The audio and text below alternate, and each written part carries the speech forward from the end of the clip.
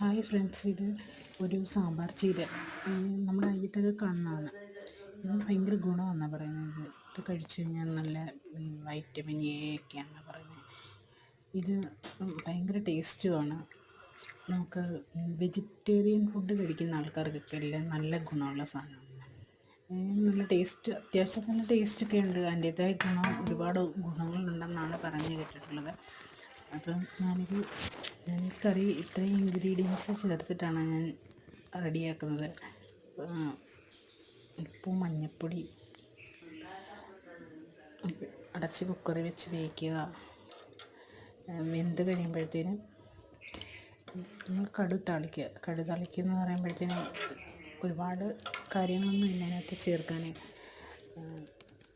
just കടുക് വറക്കുക,